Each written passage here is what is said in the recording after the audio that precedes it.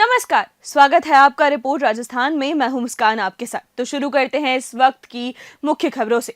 राजकीय बांगड़ अस्पताल को जिला अस्पताल का दर्जा मिलने के बावजूद यहां की व्यवस्थाओं में अपेक्षित सुधार देखने को नहीं मिल रहा है। अस्पताल में कुछ व्यवस्थाएं जरूर सुधरी हैं, लेकिन कई अहम सेवाएं अभी भी बदहाल हैं। सबसे बड़ी समस्या स्टाफ की कमी है। अस्पताल में लंबे समय से सोनोग्राफी कक्ष बंद पड़ा है। बताया गया है कि पिछले 6 महीने से अधिक समय से सोनोग्राफी कक्ष पर ताला लगा है। सरकार ने यहाँ सोनोग्राफी के लिए डॉक्टर की नियुक्ति भी की थी, लेकिन डॉक्टर ने अब तक ज्वाइन नहीं किया है। पूर्व में एक्सरे विभाग में 8 कर्मी कार्यरत थे, लेकिन अब स्टाफ घटकर केवल 4 का रह गया है। अस्पताल को 300 बेड की सुविधा मिल चुकी है, लेकिन इस क्षमता के अनुरूप स्टाफ की तैनाती अब तक नहीं की गई है। देखिए, अभी जैसे कि पहले डॉक्टर साहब थे, उनके रिटायरमेंट के बाद से ये पोस्ट खाली थी और अभी डॉक्टर साहब हमारे यहाँ पोस्टिंग दी है, लेकिन उन्होंने अभी तक ज्वाइन हमारे पास करा नहीं है। अब ज्वाइन करना नहीं करना तो अपने हाथ में नहीं है, लेकिन हमने सरकार को इसके बारे में अवगत करा दिया है। 2 बार हमने हमारे यहाँ से लेटर गवर्नमेंट को बता दिया है, इन्फॉर्म किया है कि भाई डॉक्टर साहब ने अभी तक ज्वाइन नहीं किया है। आगे जो भी कार्रवाई होनी है वो अभी तो गवर्नमेंट के लेवल पे है। उम्मीद करते हैं जल्दी डॉक्टर साहब कोई आएंगे, ज्वाइन करेंगे तो शुरू हो पाएगी वापस। विश्व हिंदू परिषद के जिला अध्यक्ष मनोज बंसिया को रोटरी भवन श्री माधोपुर में नगर के सर्व समाज और विभिन्न सामाजिक संगठनों की ओर से नागरिक अभिनंदन किया गया। ये सम्मान उन्हें भारत निर्माण सम्मान से सम्मानित होने के उपलक्ष्य में दिया गया। कार्यक्रम के दौरान बंसिया को साफा पहनाकर माला और स्मृति चिन्ह भेंट कर उनका स्वागत किया गया। इस मौके पर शहर के प्रमुख सामाजिक संगठनों, संघ पदाधिकारियों और गणमान्य नागरिकों ने उनके कार्यों की सराहना की और उन्हें भविष्य के लिए शुभकामनाएं दी। रोटरी क्लब परिसर में आयोजित इस समारोह में बड़ी संख्या में स्थानीय नागरिक, सामाजिक कार्यकर्ता और संगठन प्रतिनिधि उपस्थित रहे। राज्य सरकार द्वारा संचालित अंत्योदय संबल पखवाड़ा के तहत पिंडवाड़ा उपखंड प्रशासन ने एक महत्वपूर्ण सफलता हासिल की है। एसडीओ मनसुखराम डामोर के निर्देश पर उंद्रा पंचायत में 19 सह खातेदारों की जमीन का आपसी सहमति से विभाजन कराया गया, जिससे सालों पुराना विवाद शांतिपूर्वक सुलझ गया। इस कार्य में पिंडवाड़ा तहसीलदार पटवारी ने अहम भूमिका निभाई। अधिकारियों ने सभी खातेदारों को आपसी समझाइश कर मनमुटाव दूर कराया और सहमति से विभाजन प्रस्ताव तैयार किया। शहर के एक निजी अस्पताल में चौंकाने वाली लापरवाही का मामला सामने आया है, जहां डॉक्टर और अस्पताल प्रशासन ने एक मरीज के स्थान पर उसके पिता का ऑपरेशन कर दिया। आरोप है कि मामले को दबाने के लिए डॉक्टर और अस्पताल प्रबंधन ने अपने रसूख का गलत इस्तेमाल करते हुए परिजनों को डराया धमकाया। मामले में पैरवी कर रहे एडवोकेट कुंज बिहारी सिंघल ने बताया कि डॉक्टर ने बिना उचित पहचान और जांच किए गलत व्यक्ति को बेहोशी का इंजेक्शन देकर ऑपरेशन कर दिया, जो कि न केवल लापरवाही है बल्कि मरीज की जान को जानबूझकर जोखिम में डालने जैसा गंभीर अपराध भी है। एडवोकेट सिंघल के अनुसार ये आचरण डॉक्टर की योग्यता और नैतिक जिम्मेदारी दोनों पर सवाल उठाता है। उन्होंने बताया कि इस घटना को लेकर संबंधित डॉक्टर पर जान से मारने की कोशिश, डराने धमकाने व गंभीर लापरवाही जैसी धाराओं में मुकदमा दर्ज कराया गया है।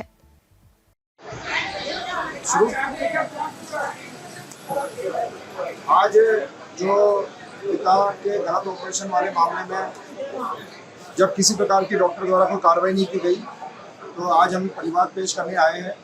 और यहाँ पर जिस प्रकार डॉक्टर ने एक मरीज की जगह पर उसके अटेंडर का ऑपरेशन कर दिया, इस तरह के संदिग्ध जो मामला है उसके अंदर डॉक्टर की जो योग्यता है, उसकी डिग्री पे भी एक सवाल निशान खड़ा होता है। जिस प्रकार जीवन को खतरे में डालने का आपराधिक कार्रवाई करते किया है और मामले को दबाने के लिए उनको डराया और धमकाया गया है और पुलिस से साठगांठ करके और रसूख का गलत उपयोग करके इन्होंने प्रत्याशी से खाली कागज पे अंगूठा ले लिया है कि हमारा राजीनामा हो गया है। भाई, राजीनामा किस बात का हुआ है आपका? तो और जिस प्रकार एनेस्थीसिया देने वाले डॉक्टर ने गलत व्यक्ति की पहचान किए बिना, मतलब ना तो व्यक्ति की पहचान की गई, ना तो व्यक्ति से पूछा गया, ना कोई जांच की गई कि आप भूखे हो या पेट या आपने कुछ खाया नहीं खाया, उसके बाद में भी उसको एनेस्थीसिया दे दिया। वो तो गरीब व्यक्ति था, जिस वजह से उसने रात में खाना नहीं खाया। यदि वो रात में खाना खा चुका होगा तो शायद उस व्यक्ति की मौत भी हो सकती थी, उसको होश में भी नहीं आता वो। तो और इन्होंने जिस प्रकार इनकी जान से खिलवाड़ किया है, तो आज इस मामले में हम संज्ञा एसपी को परिवाद देंगे और इसके बाद नाले में परिवाद पेश करेंगे। और हमारी ये मांग है कि जो पीड़ित है और पीड़ित के परिवारजन है, उनको उचित मुआवजा मिले और दोषियों को सजा मिले। पीसीपीएनडीटी अधिनियम की सख्ती से पालना सुनिश्चित करने हेतु मुख्य चिकित्सा और स्वास्थ्य अधिकारी के नेतृत्व में सघन निरीक्षण अभियान चलाया गया। इस अभियान के तहत अनंता डायग्नोस्टिक सोनोग्राफी सेंटर और राधे डायग्नोस्टिक सेंटर बूंदी का निरीक्षण किया गया।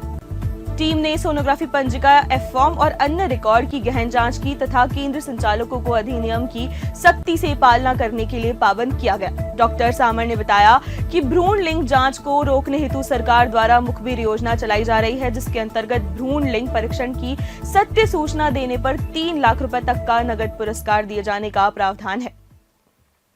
राजस्थान की उप मुख्यमंत्री दिया कुमारी आज बुधवार को सीकर जिले के प्रवास पर रहीं। सीकर जाते समय खंडेला विधायक सुभाष मील, भाजपा कार्यकर्ताओं और जनप्रतिनिधियों ने रींगस में उनका गर्मजोशी से स्वागत किया। इस अवसर पर मीडिया से बातचीत में उप मुख्यमंत्री ने 25 जून 1975 को लागू आपातकाल की 50वीं बरसी पर कांग्रेस और तत्कालीन प्रधानमंत्री इंदिरा गांधी पर कड़ा प्रहार किया। उन्होंने कहा कि ये भारत के लोकतंत्र का सबसे काला दिन था, जब तत्कालीन प्रधानमंत्री इंदिरा गांधी ने तानाशाही रवैया अपनाते हुए संविधान का गला घोटा, प्रेस की स्वतंत्रता छीनी गई, समाज सेवी संस्थाओं को कुचला गया और सरकार के खिलाफ बोलने वाले हजारों लोगों को जेल में डाल दिया गया।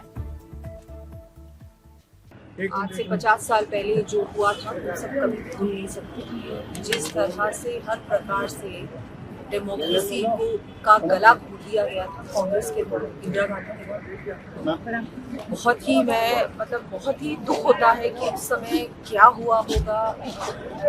जिस तरह से हमारी, चाहे मीडिया की बात करें, हम बात करें पॉलिटिकल लीडरशिप की बात करें, ऑपोजिशन की बात करें, हर तरीके से हर चीज़ को बिल्कुल बंद कर दिया गया।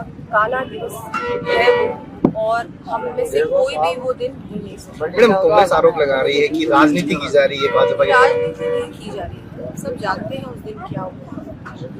बिल्कुल ही बिल्कुल अनडेमोक्रेटिक वे में संविधान का ही गला घोट दिया गया। पूरी तरह से उन्होंने उस रवैये से, एक डिक्टेटरशिप के रवैये से जो कुछ उस समय कदम उठाए, जिसको मुझे लगता है हम आज तक भी भूल नहीं।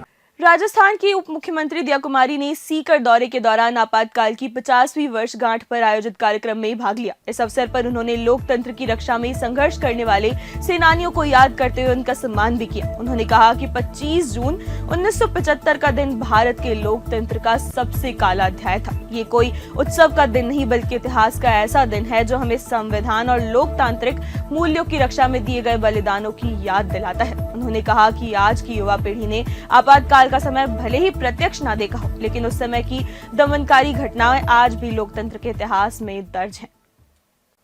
राजस्थान की राजनीति में अब 1.5 साल बनाम 5 साल का मुद्दा तूल पकड़ चुका है। मुख्यमंत्री भजनलाल शर्मा के हालिया बयान पर नेता प्रतिपक्ष टीकाराम जूली ने पलटवार किया है। मुख्यमंत्री भजनलाल शर्मा ने हाल ही में बयान देते हुए कांग्रेस के पिछले कार्यकाल को 5 साल की विफलता बताया और दावा किया कि उनकी सरकार 1.5 साल में ही उससे बेहतर प्रदर्शन कर दिखाया है। इस बयान पर तीखी प्रतिक्रिया देते हुए नेता प्रतिपक्ष टीकाराम जूली ने मुख्यमंत्री के चैलेंज को सार्वजनिक रूप से स्वीकार किया है। जूली ने कहा कि कांग्रेस सरकार के 5 सालों की योजनाओं, विकास कार्यों और जन कल्याणकारी नीतियों की तुलना अगर 1.5 साल के भाजपा शासन से की जाए तो जनता खुद सच्चाई देख लेगी। उन्होंने कहा कि सरकार सिर्फ घोषणाओं और प्रचार तक सीमित है, धरातल पर काम नहीं दिख रहा। मुख्यमंत्री भजनलाल शर्मा समय तय कर ले, कांग्रेस सार्वजनिक चर्चा के लिए तैयार है।